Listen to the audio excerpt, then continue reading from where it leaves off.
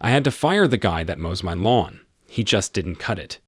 Today, I'm going to recap a 2001 action sci-fi film called Replicant. The movie starts with a single mother calling the police. She tells the police that she is in danger and a man is trying to kill her. She begs them to help her and save her from the madman that is after her. The killer finds her and breaks her phone. The woman starts crying and asks him why he is doing this and what he wants from her. The killer tells her that she is a bad mother and does not deserve to live. He kills her and sets her body on fire. The woman's child is also present in the place. The killer grabs him so he can kill the child too. In the meantime, the police arrive on the scene, so the killer tries to escape.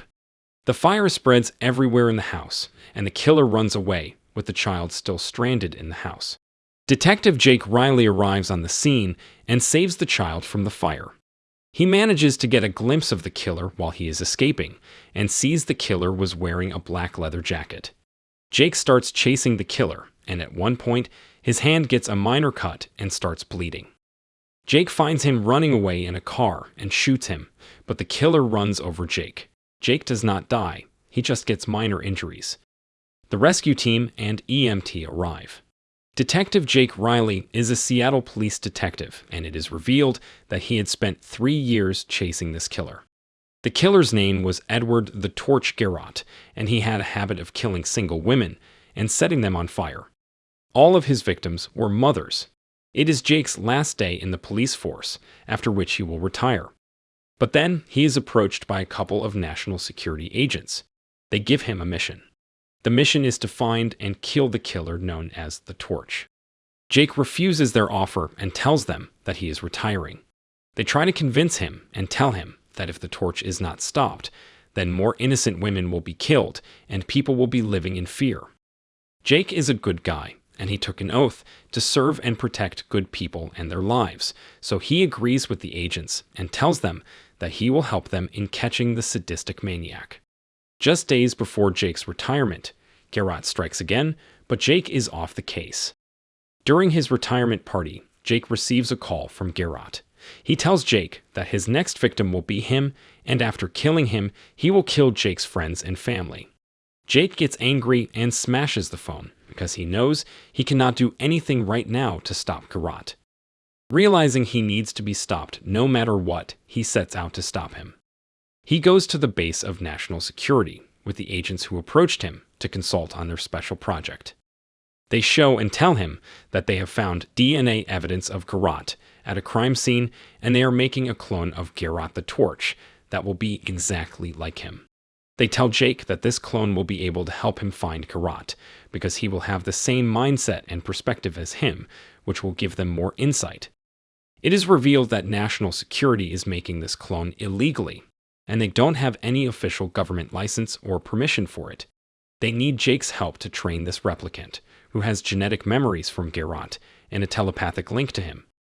The replicant has the body of a 40-year-old, but the mind of a child.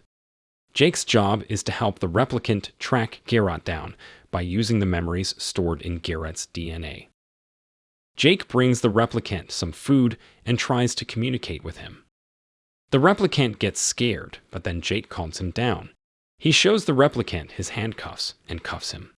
The replicant gets more worried and starts to panic, so Jake neutralizes him.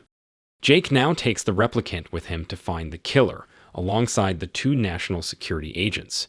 Jake manages to ditch the 2 agents, so he can get some answers out of the replicant through his tricks.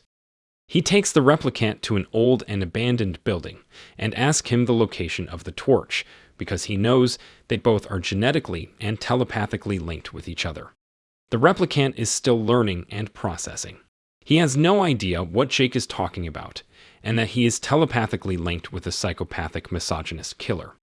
Jake takes out his gun and points at the replicant, asking him again to tell him about the location of the killer. The 2 national security agents arrive, and they tell Jake to lower his gun, otherwise he is going to compromise their mission. They all get in a dangerous fight, but it ends with Jake escaping and taking the replicant with him. He takes the replicant to a vacant house where the Torch had killed a woman. When they go inside the house, the replicant starts to have flashbacks. He starts seeing the torch killing a woman inside the house, setting it on fire, and leaving the woman inside the house. The scene cuts to the torch, and we see him passing by a lady with her little child. He sees that the woman is scolding her son, and he thinks that she is a bad mother.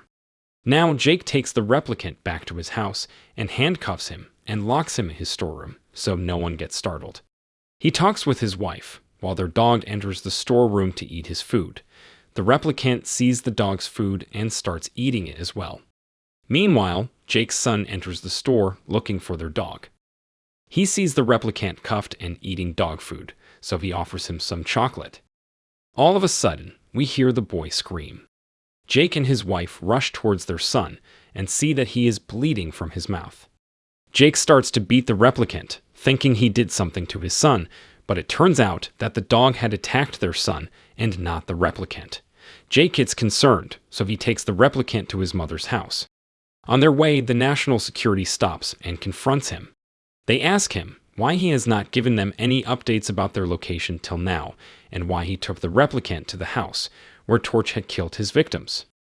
Jake now figures out that they have put a tracker in the replicant, so he takes the replicant to the washroom and strips his clothes off. He starts searching the replicant's body to find the tracker, but fails to locate it. Jake's mom walks in on them and sees her son with a naked man. She asks him what he is doing to him. She worries and asks him why he thinks of everyone as an enemy. She understands the replicant's situation and tells him to just listen to her for once. He listens to her and starts treating the replicant with care and kindness. The next day, Jake takes a snapshot of the replicant and scans his images to find any information or records about the torch. He finds out that the torch is a man named Edward Garrott and sees his current address. The replicant and Jake begin to hunt Garrott. Jake believes the replicant could turn him on at any time, as Garrett's killer instinct may take over. The replicant tries to understand the world and his connection with Garrott. Though Jake is abusive, the replicant looks to him for protection and guidance as they close in on Garrott. Garrott and the replicant confront each other in a bar after Garrott fails to kill Jake with a bomb. He kills a bartender, but lets the replicant live. An origin story shows that Garrott was abused by his mother, who then killed her unfaithful husband and tried to burn their house down, which reveals why Garrett hates women. They confront each other later in a parking garage. Garrott tries to convince his brother that Jake cannot be trusted. Frustrated that Garrott got away, Jake asks why the replicant let him go. The replicant replies, "We are the same." Jake tries to tell the replicant that Garrott is a sociopath, but he refuses to listen. They find out Garrott's real name, Lux Savar, and go to the hospital to talk with Savar's mother, but she had already died of a heart attack. Garrott arrives and beats Jake, and also wants his brother to join him by killing Jake, but he refuses, forcing Garrott to try and execute both of them. Jake and the killer fight, leading to an ambulance chase in the parking garage. The van crashes into a toll booth, but the killer escapes. He hits Jake with a shovel and plans to burn him alive. The replicant and the killer fight again in the hospital's furnace room. The replicant wants to kill Garrott, but realizes that he is not a killer like him. Garrott hits the replicant with a shovel, which causes Jake to shoot him. The replicant suddenly understands that Jake is his real family. An air conditioner, damaged in the fight, explodes, supposedly killing the replicant after he gets Jake to safety. Upset by the death of his new partner, Jake decides to retire from his new job as a consultant. Weeks later, Jake is with his wife Anne and Steps and Danny. He spots a man in a raincoat putting a package in their mailbox. However, he realizes the replicant is alive when he finds the package contains a music box as a gift for Jake's help. The replicant is shown dating a hooker. If you enjoyed this video, don't be shy to hit the like button, and if you disliked it, hit the dislike button twice, just to be sure. You should watch the whole movie. Thank you very much for watching. Please subscribe for more videos like this.